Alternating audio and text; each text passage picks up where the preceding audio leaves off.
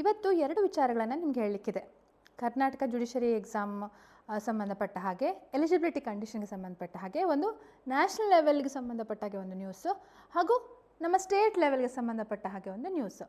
ನಿನ್ನೆ ಅಷ್ಟೇ ಅಂದರೆ 12th ಮಾರ್ಚ್ ಅಷ್ಟೇ ದೇ ಹ್ಯಾವ್ ಆ ಡೇಟಿಗೆ ನೋಟಿಫೈ ಮಾಡಿದ್ದಾರೆ Karnataka judicial service recruitment rules ಅಂತ ಹೇಳಿ ನಾವು ನೋಡ್ಬೋದು. ಕಳೆದ ವರ್ಷ 2025ಕ್ಕಿಂತ ಮೊದಲು, ಮೇಕ್ಕಿಂತ ಮೊದಲು ಆಲ್ ಓವರ್ ಇಂಡಿಯಾ ಹೆಚ್ಚಾಗಿ ಬಹುತೇಕ ರಾಜ್ಯಗಳಲ್ಲಿ ಏನು ರೂಲ್ಸ್ ಇತ್ತು, ಡೈರೆಕ್ಟಾಗಿ LLB ಎಕ್ಸಾಮ್ ಆದ ನಂತರ ಜುಡಿಷರಿ ಎಕ್ಸಾಮ್ಗೆ ಅಪ್ಲೈ ಮಾಡ್ಬೋದಂತ. ಬಟ್ ಮೇಯಲ್ಲಿ ಒಂದು ಜಜ್ಮೆಂಟ್ ಬಂತು. ಆ ಸುಪ್ರೀಂ ಕೋರ್ಟ್ ಜಜ್ಮೆಂಟ್, ಆ ಕಾರಣದಿಂದ 3 ವರ್ಷ ವಕೀಲಿಕೆ ಅಥವಾ ವಕೀಲ ಪ್ರಾಕ್ಟೀಸ್ ಕಡ್ಡಾಯ ಆಗಬೇಕಂತ ಹೇಳಿದರು.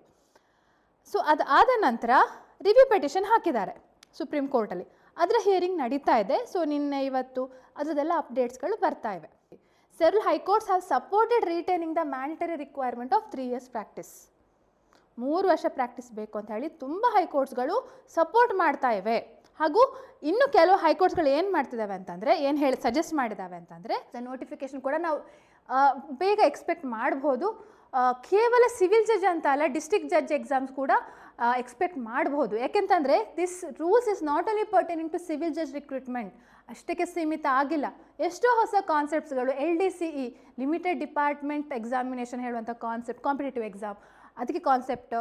ಸೊ ಇದನ್ನು ನಾವು ಸಮರೈಸ್ ಮಾಡಬೇಕಂತಂದರೆ, ಸಿವಿಲ್ ಜಡ್ಜ್ ಆಗಬೇಕಂತಂದರೆ ಒಂದೇ method, you have to clear direct recruitment exam, prelims, mains, viva, 3 years practice ಬೇಕು. ಸೊ ಮೇನ್ ಇದು ನಮ್ಮದು ಮುಖ್ಯ ಗೋಲ್ ಇದಾಗಿತ್ತು ಅಲ್ವಾ. ತುಂಬ ಜನ ವಿದ್ಯಾರ್ಥಿಗಳು they were in doubt regarding this.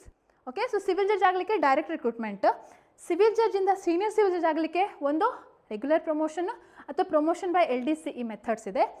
Senior civil ಜಡ್ಜಿಂದ ಡಿಸ್ಟ್ರಿಕ್ಟ್ ಜಡ್ಜ್ ಆಗಬೇಕಾ, 3 ಮೆಥಡ್ಸ್ ಇದೆ.